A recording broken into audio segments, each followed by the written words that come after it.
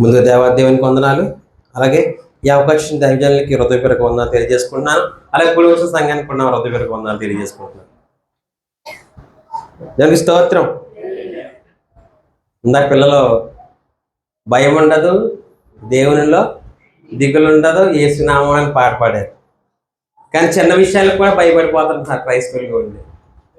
ఆయన నామాన్ని ఉచ్చరిస్తున్నాం అయినా సరే దిగులు పడిపోతున్నాం చిన్న విషయాలకు కూడా. మరి మనం క్రీస్తుని సంపూర్ణంగా అంగీకరించామా? అలా భయపడుతుంటే మరి చిన్న చిన్న వాటికి కూడా భయపడిపోతుంది. మరి దిగులు ఉండదు, యేసునామంలో ఎందుకు పాడుతున్నారు? మరి తెలుసుకునేవి కదా. చిన్న చిన్న వాటి విషయాలకి ఎవరు కూడా మనం భయపడకూడదు, దిగులు పడకూడదు. మనం ఎవరి నామాన్ని ఉచ్చరిస్తున్నాం? యేసునామాన్ని. మనం అందరం కూడా ధైర్యంగా ఉండాలి. ఏదైనా చిన్న విషయం వచ్చినా సరే మనం తొలగిపోకూడదు, భయపడకూడదు. దేవునికి స్తోత్రం. హల్లెలూయా. అలాగే మరి ఈరోజు నేర్చుకునే మన ప్రాముఖ్యమైన విషయం ఏంటంటే, మన శరీరంలో అతి ముఖ్యమైన అవయవాల్లో ఒకటి ఏంటంటే చెవులు. అందరికి ఉన్నాయి కదండి? ఉన్నాయా? చెవులు అని ఎవరు ఉన్నారా? దేవునికి స్తోత్రం. చెవులు అనేవి చాలా ముఖ్యమైనవి. నిజంగా ఈరోజు సందర్భం ఏంటంటే, ఏ చెవులు నీవి. ఏంటండి? ఏ చెవులు నీవి అనే సందర్భాన్ని నేర్చుకుందాం. ఎందుకంటే దేవుడు మరి పరిశుద్ధ గ్రంథంలో ఎన్ని రకాల చెవులు పెట్టాడంటే నాకే ఆశ్చర్యం వేసింది. ఇన్ని రకాల చెవులు ఉంటాయా? నిజంగా మనకు 2 చెవులు ఉంటాయి అనుకున్నాను. కాదు, చాలా చెవులు ఉన్నాయి. 10 రకాల చెవులు ఉన్నాయి. ఏం చెవులండి? ఏంటో ముందు మామూలుగా చెప్పేస్తాను మీకు. చాలా స్పీడ్గా టక ముగించేద్దాం. దేవునికి స్తోత్రం. ఒకటి దురద చెవులు అంటుంది. ఏంటండి? దురద చెవులు. 2 ధన్యకరమైన చెవులు. 3 దాసుని చెవులు. 4 వినే చెవులు. 5 శుద్ధి చేయబడిన చెవులు. 6 వినే వాటిని విడిచిపెట్టని చెవులు. 7 బుద్ధి గలవాని చెవులు. 8 తెరవబడిన చెవులు. 9 వినని చెవులు. 10 వినలేని చెవులు. ఇవన్నీ అన్నారు కదండి. ఇవన్నిటి గురించి పరిశుద్ధ గ్రంథంలో దేవుడు ఏం మాట్లాడుతున్నాడు అనేది మనం రెఫరెన్స్లు చూసుకుంటే టక ముగించుకుందాం. దేవునికి స్తోత్రం. అందరూ హృదయాన్ని ఇటువైపు కేంద్రీకరించి ఉంచాలి. ఎవరు కూడా పక్క వారితో మాట్లాడకూడదు. సెల్ ఫోన్లో కూడా సైలెంట్లో పెట్టండి. ముందు నేను పెట్టాలి. దేవునికి స్తోత్రం. పరిశుద్ధ గ్రంథం నుంచి యెషయా గ్రంథం 55వ అధ్యాయం. ఇది మనకి మూలవాక్యం. ఈ అంశానికి మూలవాక్యం ఇది. 55వ అధ్యాయం 3వ వచనం. చెవి యొగ్గి నా యొద్దకు రండి, మీరు వినేలా బ్రతుకుదురు. చాలు, అక్కడ దాకా చాలు. ఏమంటున్నాడు దేవుడండి? చెవులు యొగ్గి నా యొద్దకు రండి, మీరు వినేలా బ్రతుకుదురు. చాలామంది మందిరాలకు వస్తున్నారు కానీ ఎక్కడో పెడుతున్నారు ఉదయాన్ని. ఆయన మాటలకు చెవి యొక్కుతారు కాబట్టి హఠాత్ మరణంతో చచ్చిపోతారు. అంటే దేవుని వాక్యం తెలుసుకోలేకపోతున్నారు. ఆయన దగ్గరికి వచ్చి ఆయన దగ్గర చెవి యొక్కుతా లేదు. వస్తున్నారు, కట్టే ఉంటుంది కానీ ఇక్కడ చెవి ఆయన వద్దకు యొగ్గి ఉండట్లేదు కాబట్టి దేవుని వాక్యం వాళ్ళ హృదయంలోకి వెళ్ళట్లేదు. సాధారణ అనేక రకాలుగా ఇబ్బంది పెట్టి ఎలాగోలాగా ఆత్మహత్యలకో దేనికో మొత్తమే సచ్చిలాగా చేస్తారు. మరి దేవుని వాక్యం ఏమో మీరు బ్రతుకుతారని చెప్తున్నారు. మరి ఈ విషయాన్ని ఎంతమంది గ్రహిస్తున్నారు? చెప్పాలి.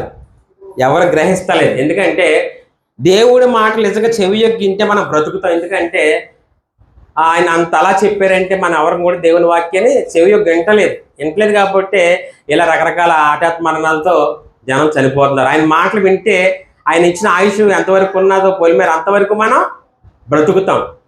అలాగే మరి ఏం చేయాలి? ఆయన దగ్గరకు వచ్చి ఆయన ఉన్న వాక్యాన్ని విని ఆయన అనుసరించి ఆయన ఆనుకుంటే మనం బ్రతుకుతాం. అలాగే మొదట చూద్దాం దురదగర చెవులు. 2వ తిమోతి 4వ అధ్యాయం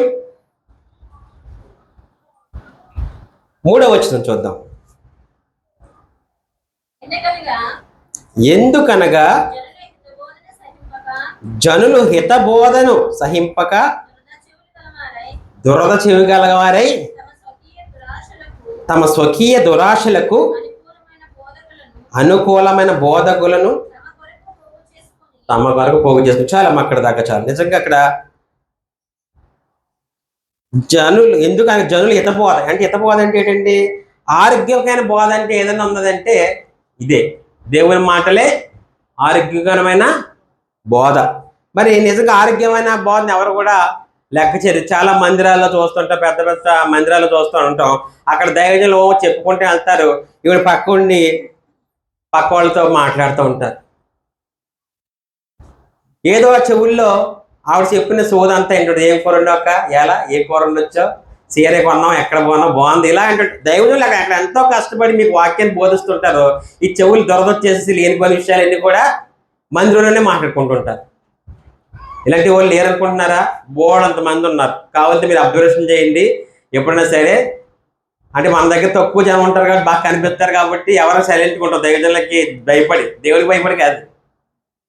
అలాగా ఎక్కడైతే తక్కువ జనం ఉంటున్నారో ఎదురుకుండా కనపడుతున్నాం కాబట్టి అబ్బో ఏదో చూస్తే మళ్ళీ తిడతారు అన్ని గారు అని చాలా జాగ్రత్తగా కూర్చుంటాం. కానీ చాలా చోట్ల లక్షలాది జనం ఉన్నా, లేకపోతే 10,000 జనం 2,000 జనం ఉన్న కాడ ఇలాంటి సందర్భాలు చాలా చోట్ల ఉంటాయండి. ఎందుకంటే దేవుని వాక్యం మీద శ్రద్ధ పెట్టండి. వారు వచ్చేదే వారానికి ఒకసారి మందిరానికి, వచ్చినప్పుడు వాళ్ళ సొంత విషయాలు చెవుల్లో కొరుక్కుంటా ఉంటారు.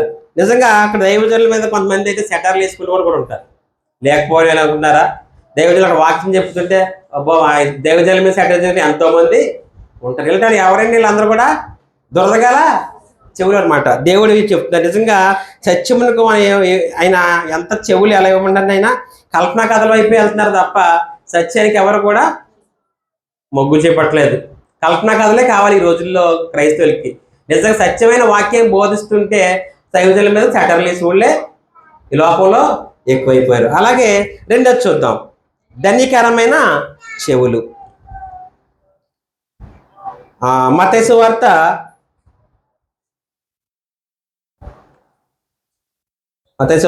13వ అధ్యాయం 16వ వచనం చూద్దాం.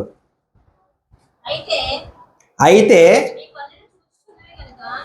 మీ కన్నులు చూచుచున్నవి కనుక అవి ధన్యములైనవి, మీ చెవులు వినుచున్నవి కనుక అవి ధన్యములైనవి. నిజంగా మన చెవులు ఎప్పుడు ధన్యమవుతాయండి? దైవజనులు చెప్పే మాటలు మన హృదయం శుద్ధితో హృదయాన్ని పెట్టి అక్కడ మన కళ్ళు మన చెవులు అక్కడ ఆయన మీద దేవుని మీద కేంద్రీకరించినప్పుడు అప్పుడు ఆయన మాటల మీద అంగీకరించి ఆయన ఆనుకుని మనం ఆయన మాటలను ఎప్పుడు కూడా శ్రద్ధాశక్తులతో వింటే అవి ఏమవుతాయంటే దేవుడు అవి ధన్యకరమైన చెవులు అంటే. మనం ఎలా ఉండాలంటే ఎక్కువగా దురదగా చెలివారిలో ఉండాలా, ధన్యకరమైన చెవులు ఉండాలా? ఎప్పుడు కూడా ధన్యకరమైన చెవులు అలా మన దేవుడికి ఉండాలి. అలాగే 3 దాసుని చెవులు. నిర్మాకాండము 21:6 వచనం.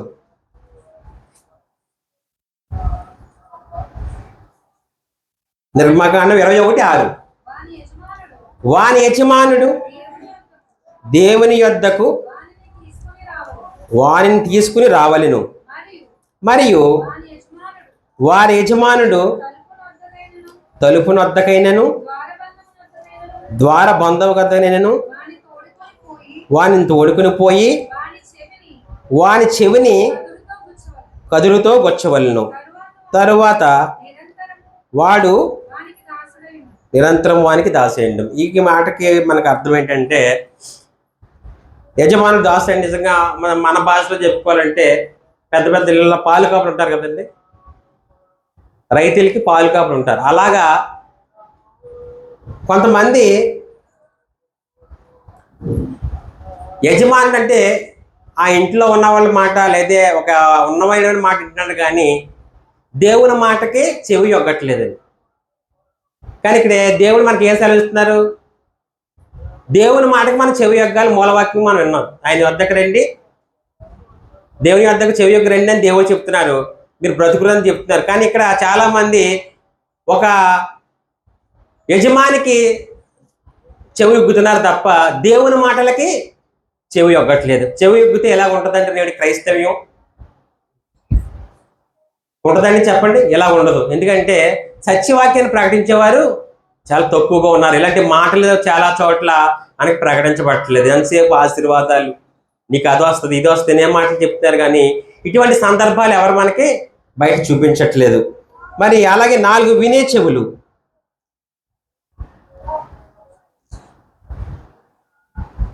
వినే చెవులు మళ్ళీ 55:3 మళ్ళీ చదువుతాం.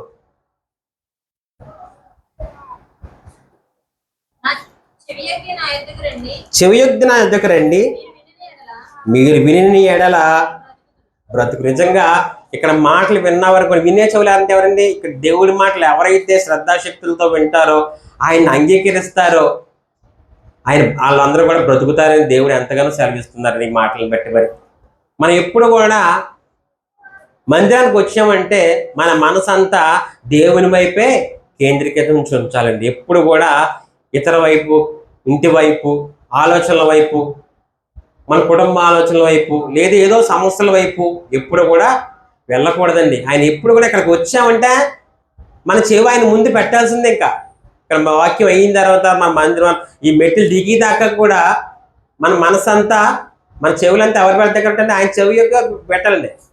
బయట విషయాలకి, బయట ఆలోచనలకి మనం ఉండకూడదండి.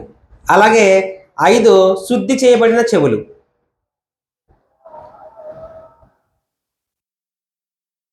లేవియకాండము 14వ అధ్యాయం 14వ వచనం.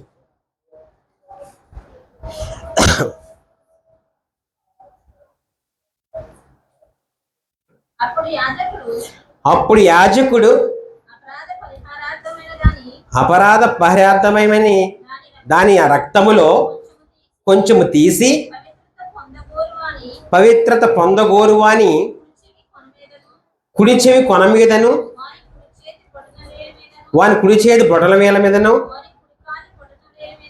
వాని కుడికాలి బొటల వేల మీదను దాని చమరవేలు. ఇది నిజంగా ధర్మశాస్త్రంలో ఒక మాట. ఎందుకంటే పవిత్రత అనే మాట ఇక్కడ ఉన్న చూసారా? నిజంగా మనం ప్రతి మొదటి ఆదివారం ప్రభువాలు తీసుకుంటున్నామండి. మన పాపాలు కడుక్కుంటున్నాం లేదండి ప్రభక్తం ద్వారా అని ఎప్పటికప్పుడు ఆయన మన పాపాలు కడుగుతూనే, ఏ రక్తం ద్వారా కదా మన పాపాలు కడిగి దీనికి దేని వల్ల కడగబడతాయా? చెప్పాలి, చెప్పండి. ఏ రక్తం చెప్పండి బాబు గట్టిగా. మీరు చెప్పాలి. చెప్పకపోతే అలా గాల్లో ఆలోచిస్తున్నారు అదే అన్న చెవులకి పక్కెడితే అన్నే మన మనసు ఏం మాట వస్తుంది బయటకు వస్తుంది. మరి నిజంగా ప్రతి ఆదివారం ఆయన రొట్టె ద్రాక్షరసం తీసుకుని ఆయన రక్తం సాదృశ్యంగా ద్రాక్షరసం తీసుకుంటున్నామంటే ఆయన ఏంటంటే శుద్ధి. ఎప్పుడు కూడా మనం పరిశుద్ధపడుతున్నాం. పరిశుద్ధపడినప్పుడు చెవులు ఎలా ఉండాలండి?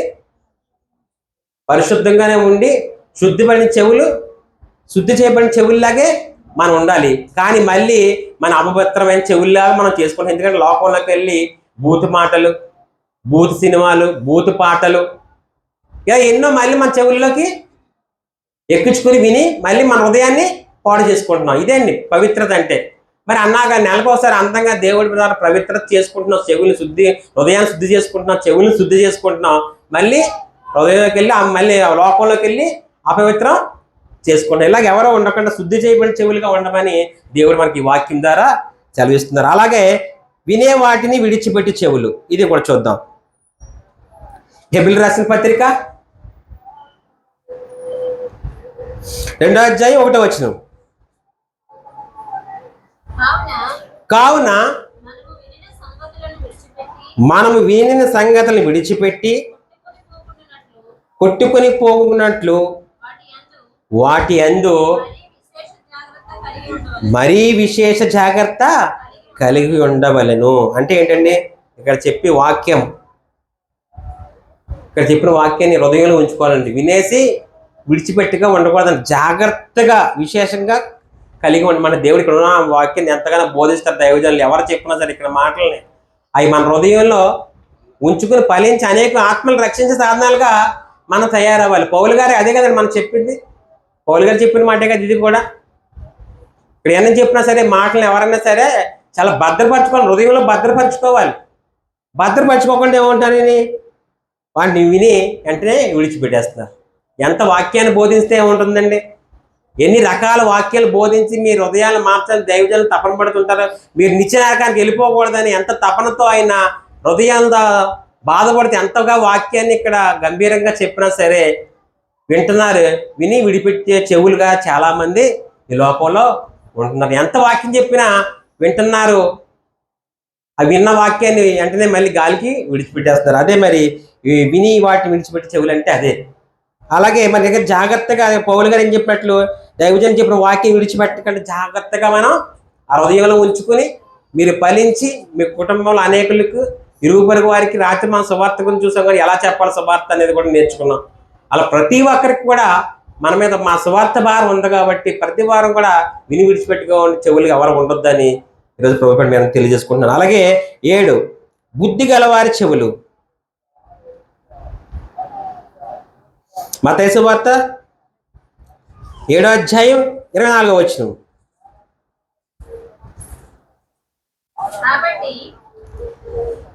కాబట్టి ఈ నా మాటలు విని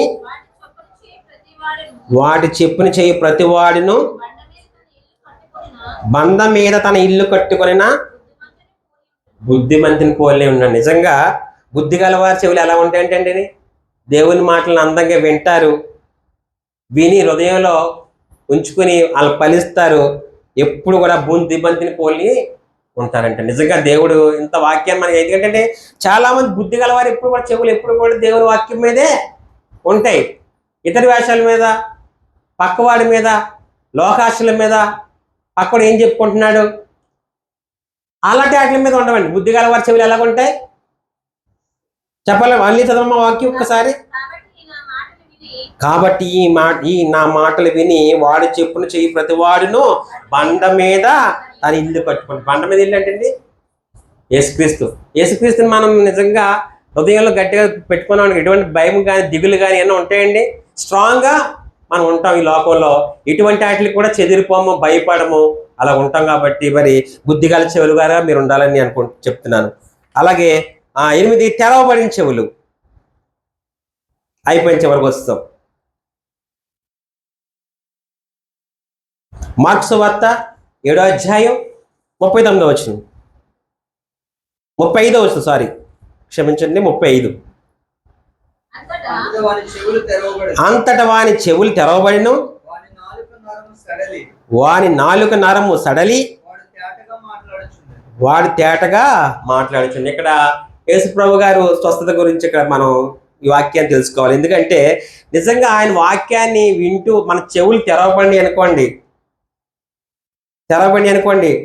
నిజంగా వాడి నాలుక అప్పుడు దాకా మాట్లాడని వాడు మాట్లాడాడు, తేటగా మాట్లాడాడు. అంతటా చెవులు కూడా ఆడి చెవులు తెరవబడాడు. అంటే మగవాడికి ఏంటంటే చెవులు పనిచేయు, నాలుక పనిచేయదు. అలాంటిది మరి దేవుని మాట్లాడేందుకు శ్రద్ధ పెట్టి తెరవబడిన చెవులు ఎలా ఉంటాయంటే దేవుని వాక్యము శ్రద్ధ పెట్టామనుకున్నా ఏం దేవుని చెప్పి ప్రతి మాటని మనం హృదయంలో ఉంచుకుని దాని ప్రకారంగా నడుచుకున్నాం అనుకోండి, మన చెవులు తెరవబడినట్టుగానే ఆ మగవాడికి ఆ నాలుగు వచ్చినట్టుగా చెవులు తెరవబడినట్టుగానే మన హృదయంలో ఏ ఉన్నా సరే తెరవబడతాయి. మన హృదయంలో ఏ రోగాలున్నా పోతాయి. ఎప్పుడు పోతాయండి?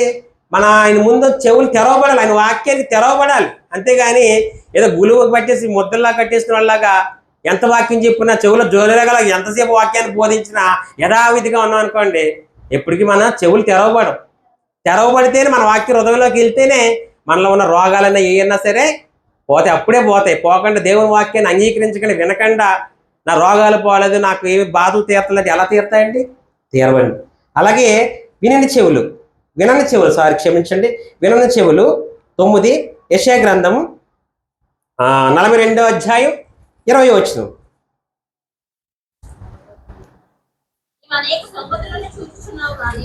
నీవు అనేక సంగతులను చూచుచున్నావు కానీ గ్రహింపకున్నావు. ఎవరండి? మనమే. చదవమ్మా. బాగానే వింటారు, ఎన్నట్టు అందరికీ చెవులు ఎదురకుండా కనపడుతుంటే ఇలాగ మనకి. చదవమ్మా. వారి చెవిగ్గులు కానీ వినుకున్నారు. అంటే పైగా అందంగా చేటల్లో మన చెవులు బాగానే కనపడుతుంటే చూపు ఇలాగ ఉంటుంది, కానీ దేవుని వాక్యం చెవులోకి వెళ్ళదు. ఏమంటున్నాడు దేవుడు? నీవు అనేక సంగతులు చూస్తున్నావు, కళ్ళదారు చూస్తున్నావు కానీ గ్రహింపకున్నావు, చూస్తున్నావు కానీ గ్రహిస్తలేదు. వారు చెవి యొగ్గి ఉన్నారు కానీ వినుకున్నారు. ఇలాగే ఉందండి సమాజంలో. వింటున్నారు వాక్యాన్ని విన్నట్టే ఉంటారు అంతే, వినుకున్నారు అని దేవుడు ఎంతగానో ఇక్కడ మనల్ని తిడుతున్నాడు. మీరు అందంగా మాటలు నేను దేవుజనుల ద్వారా పరిశుద్ధాత్మ ద్వారా మాట్లాడిస్తున్నాను, అయినా సరే మీరు ఆ మాటలు చూస్తున్నారు వింటున్నారు కానీ విన్నట్టే ఉంటున్నారు. నీ వాక్యం మనకు చదివిస్తుంది. అలాగే చివరిగా వినలేని చెవులు. రోమీయులకు రాసిన పత్రిక 11వ అధ్యాయం 8వ వచనం. ఇందు విషయమై నేటి వరకు దేవుడు వారికి నిద్రమత్తు గల మనసును, చూడలేని కన్నులను, వినలేని చెవులను ఇచ్చి ఉన్నాడని రాయబడి ఉన్నది. అంటే మనకి అందంగా చెవులు ఇచ్చాడు, ఆయన విధంగా కళ్ళు ఇచ్చాడు, కానీ మనం ఎలా ఉంటున్నాం అంటే నిద్రమత్తు వారం అయిపోయి వినలేని చెవుల వారుగా తయారవుతుంది. దేవుడు మనకి ఇక్కడ వార్నింగ్ ఇస్తున్నారు.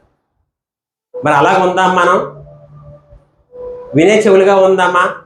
ఆయన వాక్యం చెప్పినప్పుడు తెరవబడి చెవులుగా ఉందామా? ధన్యకరమైన చెవులుగా ఉందామా? ఇన్ని రకాల చెవులు మీకు ఎందుకు చూపించానంటే, ఎంతో కష్టపడి దైవజనుల వాక్యాన్ని ఇక్కడ బోధిస్తూ ఉంటే సంవత్సరాలు 6 సంవత్సరాలు 7 సంవత్సరాలు 8 సంవత్సరాలు అయిపోతున్నా సరే మన ప్రవర్తనలో మార్పు రావట్లేదు. మనలోనే సువార్త కనపడాలని దైవజనులు ఎన్నోసార్లు మనకి సందర్భంలో తెలియజేస్తారు. ఎందుకంటే మనం చూస్తే వాళ్ళకి సువార్త కనిపించాలి.